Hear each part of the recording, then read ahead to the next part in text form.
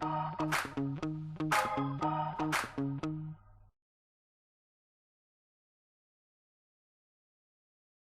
morning, Arsene. Fine win in midweek at Fenerbahce. Has the lift around the camp been obvious? Yes, of course. We were disappointed after Saturday, but I said that it was under special circumstances and that the result didn't reflect the game.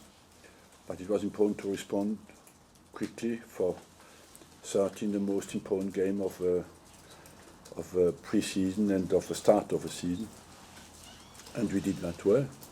Going into the game at the weekend, Koscielny's suspended anyway despite the injury he picked up, so he's Tuesday's issue. Any other ins or outs for this Well, game? we have some doubts, of course, and we have to check everybody this morning because usually you have a better idea 48 hours after the game, and I will have to see today who will be capable to play tomorrow and who will need to be arrested.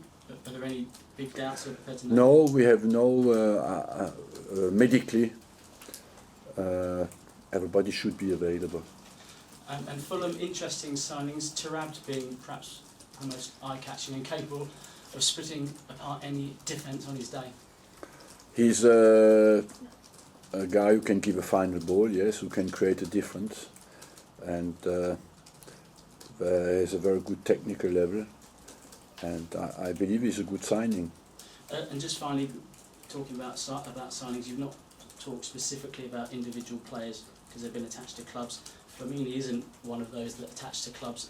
So could you tell us the situation regarding his acquisition if he's playing with Arsenal? Who? Matthew Flamini. No, he's just here to work on his fitness, and he does that very well. Okay. Arsene, you've spoken about the lift that the result in Fenerbahce gave the squad. Is there then a feeling that the Premier League season really properly starts tomorrow? Started already, but for us we couldn't take off with points. But it's the away season that starts, and the away results are important as well. So for us, of course, it's a very important game tomorrow to respond to the Villa game, and as well to recover very, very quickly, because we played Wednesday night, Saturday morning. It's very important that you get the energy, the dynamic, the focus straight back. You know, that is a very important part of our season. You said after the Fenerbahce match that the transfer window starts now for you. Is that the way you prefer to do things, or would you rather have a squad in place for the start of the season? Ideally, would rather have the squad in place at the start of the season, and I'm a big fan to cancel the transfer window after the start of the season anyway. So for me, once the season has started, you should be capable to focus on the quality of your play and have everybody with the same players for the whole season. Makes sense. Has there been a reason that you haven't been able to get it done before the start of the season? Has it just been bad luck, or? Well, yes, it's both. You know, we work very hard on it, and it didn't come off as quickly and as well as we wanted. But that's in football. You have to deal with any situation and be patient. And so, as long as the transfer is open until the last minute, anything can happen on many fronts. Can you tell us if there's been any interest or bid for Benzema or Di Maria? No, I don't want to speak about names. I leave that to you. You do that very well. Can I just ask, then, from a personal point of view, do you prefer moulding players with potential into world-class stars like you did with Henry or Fabregas, or do you prefer? I think that has to be the basis. Yes, Yeah. of course. Because you'd rather do that than go out and buy a world-class player?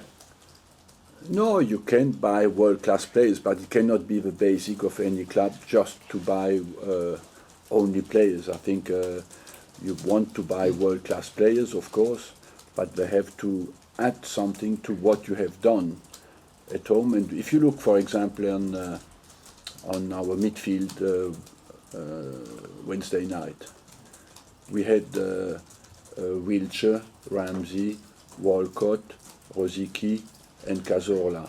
Out of the 5, 3 have been made their debut and be educated here for the top level, and two, we have both, and I think that's the right mixture.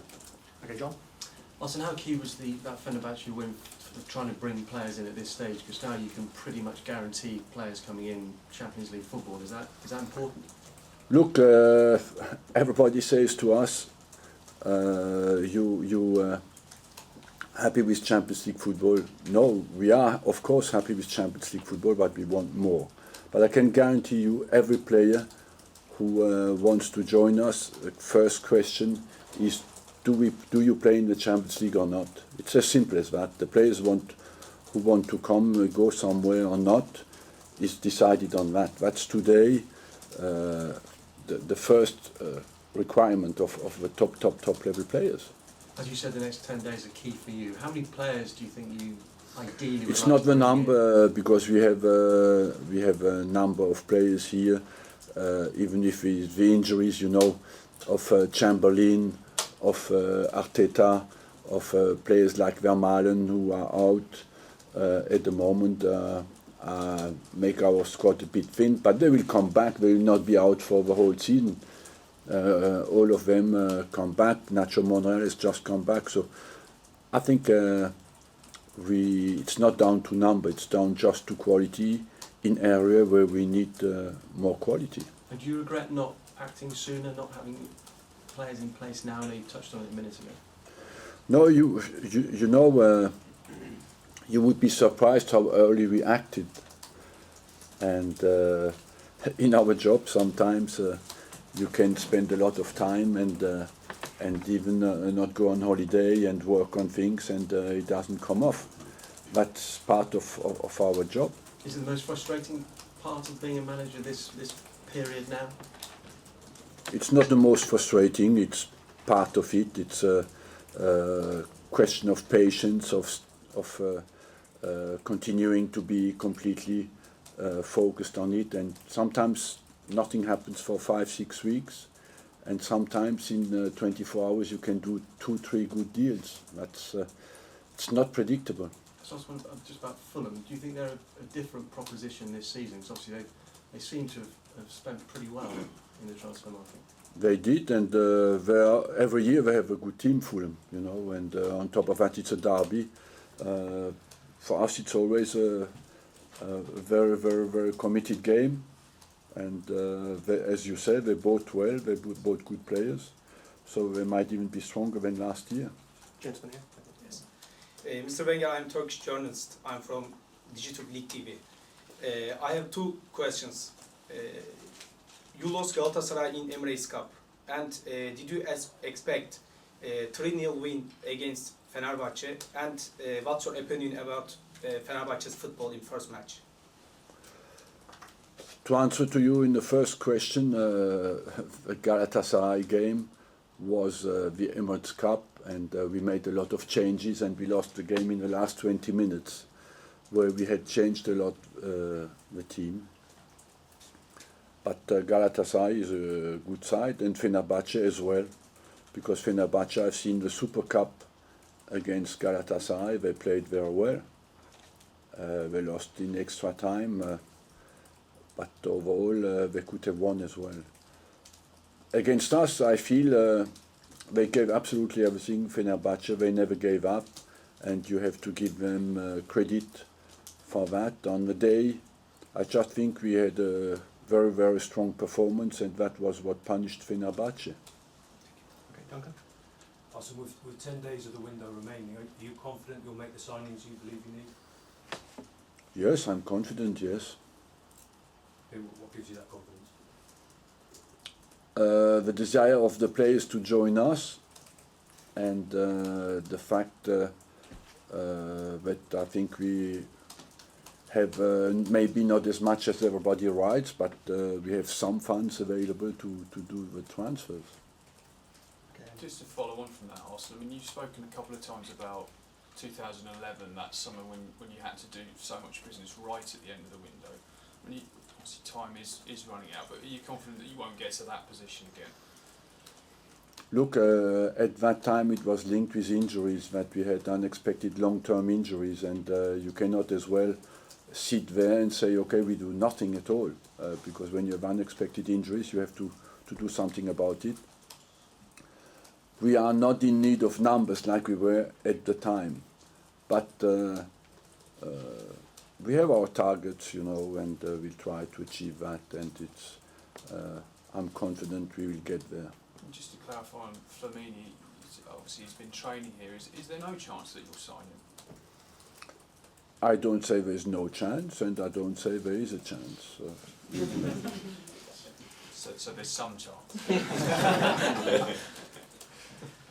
And just last one, I know you don't. I'll take that as a yes. I know that you don't want to talk about specific names, but you ruled out Luis Suarez in the week. Just wondered, now that you look back at that whole situation, do you feel that as a club you were badly advised there? Because it seemed from the outside that you were told that he would be available for a certain price. You bid that and you didn't get it. Well, I don't want to speak in detail about that, because it's not the moment. One day, why not? But I think it's not the moment to talk about that. I just said, now it's over, we have to get on with our lives. You seem to know as much as I know about the situation, so I don't think we need for me to clarify that. Mark at the back. Arsene, Martin Yole's obviously been very busy in the transfer market. Do you think he's made some good signings in Scott Parker, Darren Bent and Adel Taarabt? Yes, because he has got one goal scorer. He's got one guy who can give a final ball, and he has a guy in the middle of the park with a lot of experience. So that it is good signings. With regards to Scott Parker, I know he was heavily linked here a couple of years ago. Do you still think he can still be one of the top midfielders in the country?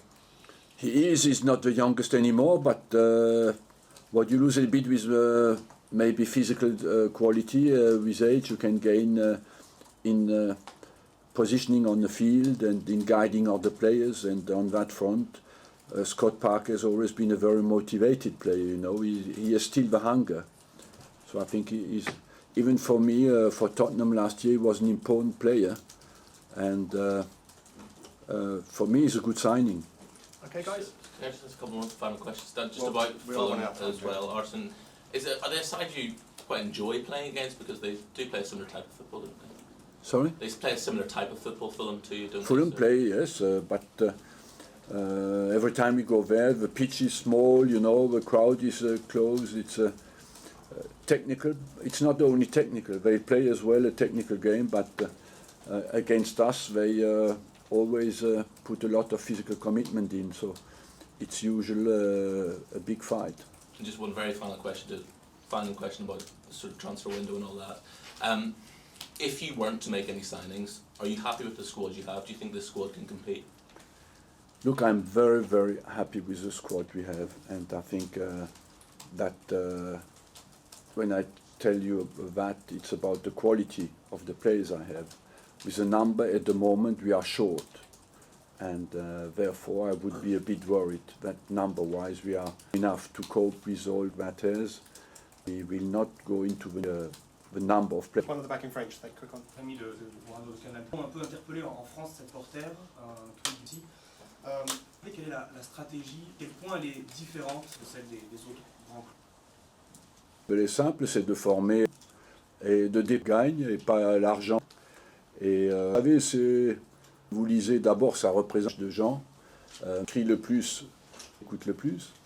Une forme de bataille au niveau de l'action qui en fait, il faut être au-dessus de ça, se concentrer sur les valeurs de notre club et pour les garder. Contre-courant de ce qui se fait, mais pour garder nos valeurs. Cet été, avec les manques que vous avez eus, vous avez...